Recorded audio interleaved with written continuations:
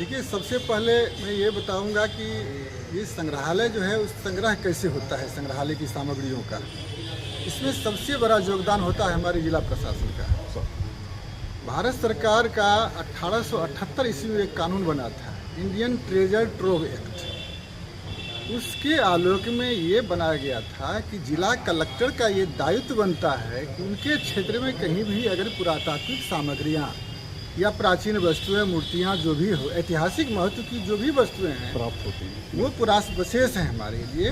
और वो जहाँ कहीं भी बिखरी पड़ी हुई हो, वो जिला कलेक्टर का ये दायित्व बनता है कि उसको अधिग्रहण करके संग्रहालय में जमा करें। उस समय में संग्रहालय की संख्या देश में केवल 1-2 थी, मद्रास की संग्रहालय और कलकत्ता का इंडियन म्यूजियम।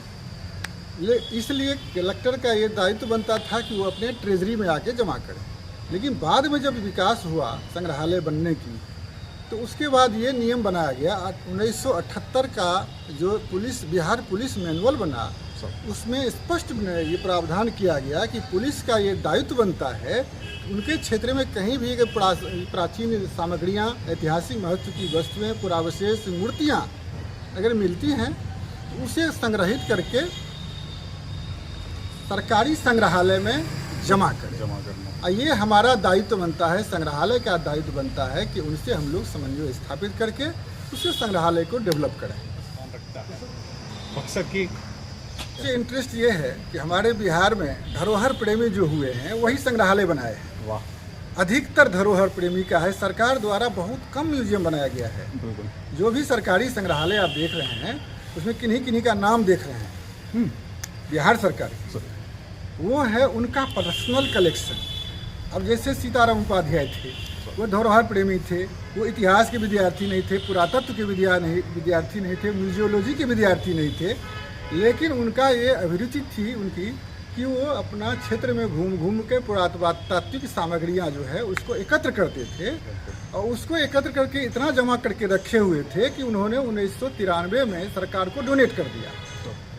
और जब डोनेट किया उस समय सरकार का ये दायित्व बनता था कि वो उनका नाम उसमें जोड़ दे।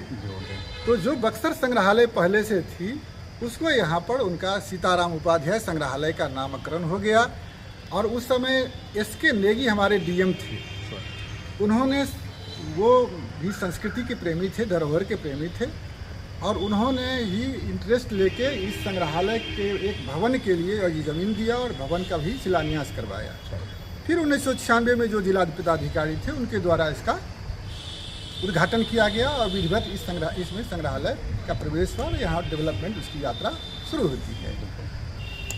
और जो भी सामग्रियाँ, जैसे बक्सर में पुरातात्विक सामग्रियाँ सबसे महत्वपूर्ण यहाँ मानी जाती है, वैसे आप तो चर्चा किए हैं कि हुमायूं की युद्ध की बात या 1964 की युद्ध की बात, लेकिन सबसे महत्वपूर्ण यहाँ है, वो दोनों इतनी महत्वपूर्ण नहीं है जितना कि यहाँ की पुरातात्विक सामग्रियाँ हैं।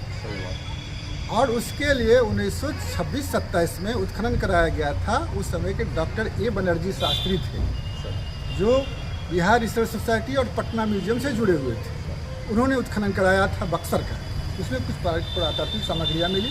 और अंग्रेज के समय में जो सामग्रियाँ मिलती थी, जो पुरातत्व के जो जानकार थे उत्खनन में, उसको या तो पटना म्यूजियम में जमा करते थे या इंडियन म्यूजियम कोलकाता में जमा करते थे। बाद में जो वो, और फिर 1967-68 में A बनर्जी शास्त्री, ये लाला आदित्य नारायण थे, वो बिहार के संग्रहालय एवं पुरातत्व निदेशालय के अधिकारी थे, उन्होंने खुदाई करवाया।